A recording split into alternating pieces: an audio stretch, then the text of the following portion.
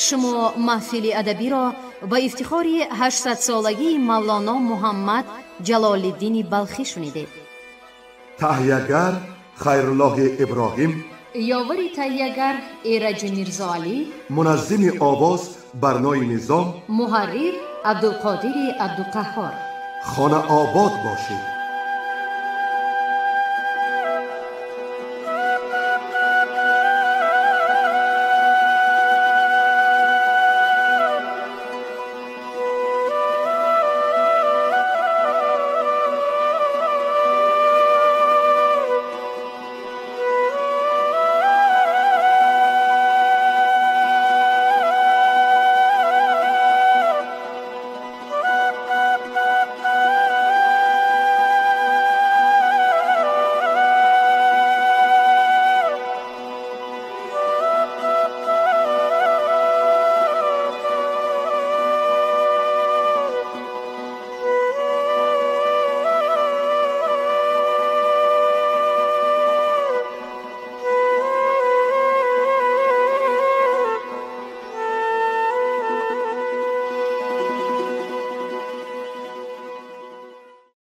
رادیوی تاجیکستان تقدیم می‌دارد.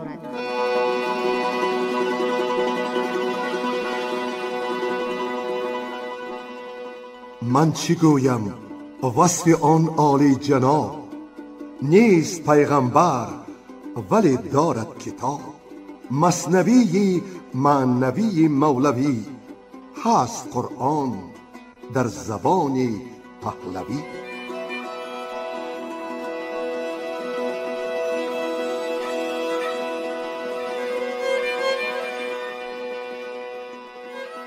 مثنوی معنوی. مثنوی معنوی.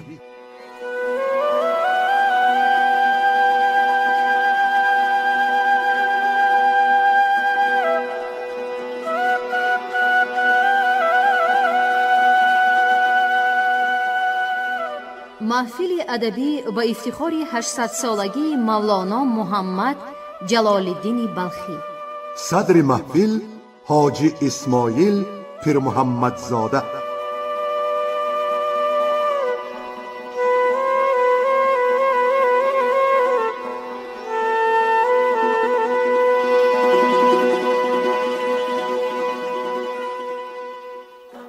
سامعان گرانقدر، خوانش پیشینه یک درس زندگی بود چون خوانش‌های گذشته و اینجا می‌آییم یک مشکلات گران، رشکی که بعد خلقت آدم علیه السلام بین ملکوت افتاده بود که ای خدا ما تو را عبادت میکنیم و آدمی که خلیفه خلقش کردی در روی زمین آنها مرتکب گناهند. به قول اقبال خبری رفت زگردون به شبستان ازل، حذری پردگیان پرده‌دری پیدا شد. قصه هاروت و ماروت را مولانا اینجا می آورد. آنها دعوا داشتند که اگرچه چون آدمها زندگی هم داشته باشند گناه نمی کنند. خداوند ایشان را هشدار می دهد عصمتی که مر شما را در تن است آن ز عکس نعمت و حفظ من است. و ایشان را خداوند مثل انسانها نفس می دهد و به زمینشان می فرستد. در زندگی و حاکمیتی که خداوند با آنها داد بی عدالتی و گناه نابخشیدنی از آنها به وقوع پیوست و به خواست خود آنها پازبر در چاه بابل آویخته شده اند تا نفخ صور. و اینجا مولانا باز به وصف آدم خاکی می خیزد و فرزند آدم را خیلی بالا می گذارد. همچو هاروت و چو ماروت شهیر، از بتر خوردند زهرآلود تیر. اعتماد بودشان در قدس خیش، چیست بر شیر اعتماد گاومیش. و آوردن حکایه کر اشاره به قومی هست که سمون بکمون عمیونند. قصه ابلیس اول کسی که به مقابل نس قیاس آورد او بود و از روزگار پیغمبر علیه السلام و خانوادگی ایشان پسرخواندش زید در سؤالی که رسول خدا از او میپرسد که چون خواستی، جواب زید خیلی عاقلانه است که من از خواب مؤمن خیستم. در شما بس عالمی بی منتهاست. یا در جای می آرد جمله 72 ملت در تو است و انسان را یک عالم اصغر می داند، انسان را خیلی بالا می گذارد. شنونده های گرامی قدر، اکنون می پردازیم به قرائت ادامه مثنوی معنوی. راویان عمرنیسا کزکا و شرافت عبدالنظر، نظام قاسم، خیرالله ابراهیم و کمینه.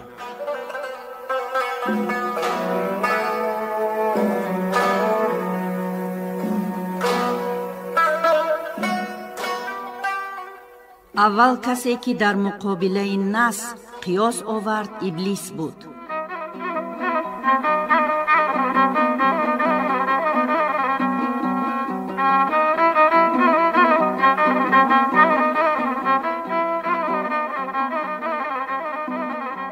اول آن کس که این قیاسک ها نمود پیش انوار خدا ابلیس بود. گفت نار از خاک بیشک بهتر است، من ز نار و او ز خاکی اکدر است. پس قیاسی فرق بر اصلش کنیم، او ز ظلمت ما ز نوری روشنیم. گفت حق نه بلکه لا انصاب شد، زهد و تقوا فضل را محراب شد. این نه میراث جهانی فانی است، که به انصابش بیابی جانی است. بلکه این میراث های انبیاست، وارثی این جان های اتقیاست. پوری آن بو جهل شد مومن عیان، پوری آن نوح نبی از گمرهان. زاده خاک منور شد چو ماه، زاده آتش تویی ای رو سیاه. این قیاسات و تحری روزی ابر، یا به شب مر قبله را کرده است حبر. لیک با خورشید و کعبه پیش رو، این قیاس و این تحری را مجو. کعبه نادیده مکن روز و متاب، از قیاس الله اعلم بالصواب. چون صفیر بشنوی از مرغ حق، ظاهرش را یاد گیری چون سبق. وانگهی از خود قیاسات کنی، مر خیال محض را ذات کنی. اصطلاحات است مر ابدال را، که نباشد زان خبر غفال را. منطق الطیر به صوت آموختی، 100 قیاس و 100 هوس افروختی. همچو آن رنجور دلها از تو هست، کر به پنداری اصابت گشته مست. کاتبی آن وحی زان آواز مرغ، برده ظن کو بود همباز مرغ. مرغ پر زد مرو را کور کرد، نک فرو بردش به قعر مرگ و درد. هین به عکس یا به ظن هم شما، در میفتید از مقامات سما. گرچه هاروت دو ماروت و فزون، از همه بر بام نحن صافون. بر بدیهای بدان رحمت کنید، بر منی و خویش بین لعنت کنید. هین مبادا غیرت آید از کمین، سرنگون افتید در قعر زمین. هر دو گفتند ای خدا فرمان تو راست، بی امانی تو امان خود کجاست. این همی گفتند و دلشان می تپید، بد کجا آید ز ما نعم العبید. خار خار دو فرشته هم نهیشت، تا که تخمی خویش بینی را نکیشت. پس همی گفتند کی ارکانیان، بی خبر از پاکی روحانیان. ما بر این گردون تتقها می تنیم، بر زمین آییم شادروان زنیم. عدل توزیم و عبادت آوریم، باز هر شب سوی گردون برپریم. تا شویم اعجوبه دور زمان، تا نهیم اندر زمین امن و امان. آن قیاسی حالی گردون بر زمین، راست ناید فرق دارد در کمین.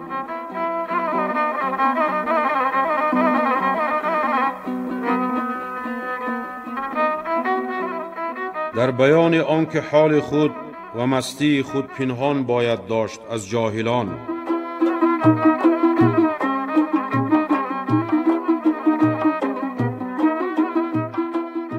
بشنو الفاظ حکیمی پرده‌ای، سر همان جانه که باده خورده‌ای. چون که از میخانه مست زال شد، تسخر و بازیچه اطفال شد. میفتد او سو به سو بر هر ره، در گل و میخنددش هر ابله. او چونین و کودکانند در پیش، بیخبر از مستی و ذوق میش. خلق اطفالند جز مست خدا، نیست بالغ جز رهیده از هوا. گفت دنیا لوح و لعب است و شما، کودک تو راست فرماید خدا. از لعب بیرون نرفتی کودک، بی زکات روح کی باشی زکی. چون جماع طفل دان این شهوته، که همی رانند اینجا عفتی. آن جماع طفل چی بود بازیه، با جماع رستم و غازیه. جنگ خلقان همچو جنگ کودکان، جمله بی معنی و بی مغز و مهان. جمله با شمشیر چوبین جنگشان، جمله در لاینفعی آهنگشان. جمله شان گشته سواره برنه، کین براق ماست یا دلدل پی. حاملند و خود ز جهل افراشته، راکب و محمول ره پنداشته. باش تا روزی که محمولان حق، اسب تازان بگذرند از نه طبق. تعرج الروح الیه والملک، من عروج الروح یحتر الفلک. همچو طفلان جملتان دامن سوار، گوشه دامن گرفته اسبوار. از حق این الظن لا یغنی رسید، مرکبی زن بر فلک ها کی دوید. اغلب الظنین فی ترجیح ذا، لا تماری شمس فی توضیحها. آنگه بینید مرکب های خیش، مرکبی سازیده اید از پای خیش. وهم و فکر و حیث و ادراک شما، همچون نیدان مرکبی کودک هلا. علمهای اهل دل حمالشان، علمهای اهل تن احمالشان. علم چون بر دل زند یار شود، علم چون بر تن زند بار شود. گفت ایزید یحملو اسفاره، بار باشد علم کان نبود زهو. علم کان نبود زهو بواسطه، آن نپاید همچو رنگی ماشته. لیک چون این بار را نیکو کشی، بار برگیرند و بخشندت خوشی. هین مکش بحر هوا انبار علم، تا ببینی در درون انبار علم. تا که بر رهوار علم آی سوار، بعد از آن افتد تو را از دوش بار. از هواها کی رهی بی جام هو، ای زیهو قانع شده با نام هو. از صفت و از نام چیز زاید خیال، وان خیالش هست دلال وصال. دیده ای دلال بی مدلول هیچ، تا نباشد جاده نبود غول هیچ. هیچ نام بی حقیقت دیده ای، یا زیگاف و لام گل گل چیده ای. اسم خواندی رو مسما را بجو، مه به بالا دان نه اندر آب جو. گر ز نام و حرف خواهی بگذری، پاک کن خود را ز خود هین یکسری. همچو آهن ز آهن بیرنگ شو، در ریاضت آینه بی زنگ شو. خویش را صافی کن از اوصاف خود، تا ببینی ذات پاک صاف خود. بینی اندر دل علوم انبیا، بی کتاب و بی معید و اوسطا. گفت پیغمبر که هست از امتم، کو بود هم گوهر و هم همتم. مرمر زان نور بیند جانشان، که من ایشان را همی بینم بدان. بی صحیحین و احادیث و روات، بلکه اندر مشرب آب حیات. سیری امسینا لکردیین بدان، راز اصبحنا عربیین بخوان. ور مثال خواهی از علم نهان، قصه گو از رومیان و چینیان.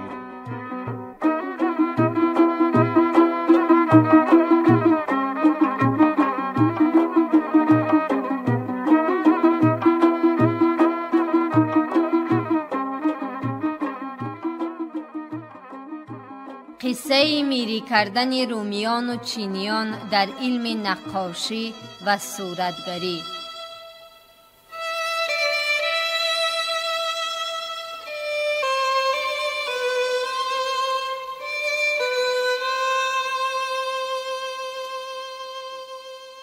چینیان گفتند ما نقاشتر، رومیان گفتند ما را کر و فر. گفت سلطان امتحان خواهم درین، کس شماها کیست در دعوا گزین؟ اهل چین و روم چون حاضر شدند، رومیان در علم واقفتر بودند. چینیان گفتند یک خانه به ما خاص بسپارید و یک آن شما. بود دو خانه مقابل در بدر، زان یک چینی ستد رومی دیگر. چینیان صدرنگ از شه خواستند، پس خزینه باز کرد آن ارجمند. هر صباح از خزینه رنگ ها، چینیان را راتبه بود از عطا. رومیان گفتند نه نقش و نه رنگ، در خور آید کار را جز دفع زن. در فرو بستند و صیقل می زدند، همچو گردون ساده و صافی شدند. از 200 رنگ به بیرنگی رهست، رنگ چون ابر است و بیرنگی مهست. هرچه اندر ابر ذوق بینی و تاب، آن ز اختر دان و ماه و آفتاب. چینیان چون از عمل فارغ شدند، از پی شادی دهلها می زدند. شه در آمد دید آنجا نقش ها، میره بود آن عقل را و فهم را. بعد از آن آمد به سوی رومیان، پرده را بالا کشیدند از میان.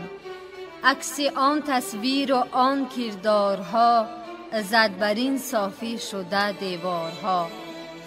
هرچی آنجا بود اینجا به نمود، دیده را از دیده خانه میره بود.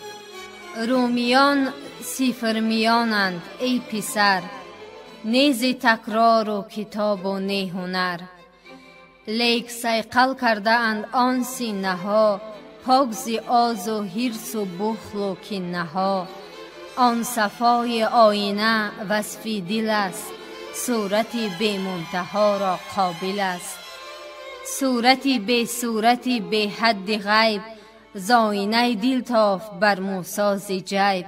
گرچه آن صورت نگنجد در فلک، نه به عرش و فرش و دریا و سمک. زان که محدود است و معدود است آن، آینه دل را نباشد حد بدان. عقل اینجا ساکت آمد یا مزیل، زان که دل با اوست یا خود اوست دل. عکسی هر نقش نتابد تا ابد، جز دل هم با عدد هم بی عدد. تا ابد هر نقش نو کاید برو، می نماید به حجابی اندرو. اهل صیقل رستند از بوی و رنگ، هر دم بینند خوبی بی درنگ. نقش و قشر علم را بگذاشتند، رایت علم الیقین افراشتند. رفت فکر و روشنایی یافتند، نهر و بحر آشنایی یافتند. مرگ این جمله از او در وحشتند، می کنند این قوم بر وی ریشخند. کس نیابد بر دل ایشان ظفر، چون صدف گشتند ایشان پرگوهر.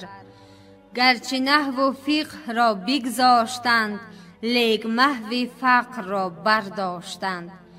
تا نقوش 8 جنت تافتند، لوح دلشان را پذیرا یافتند. برترن از عرش و کرسی و خلا، ساکنان مقعد صدق خدا.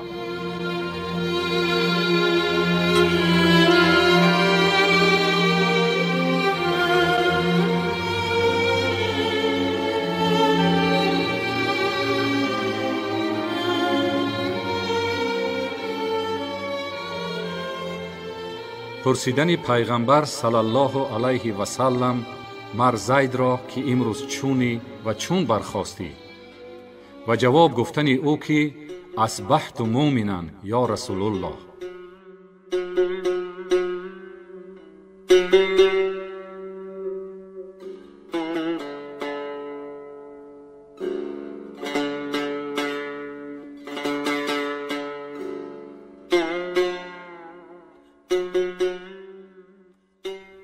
گفت پیغمبر صباح زید را کیف اصبحت ای رفیقی با صفا؟ گفت ابدان مؤمنان. باز اوش گفت کو نشان از باغ ایمان گر شکفت؟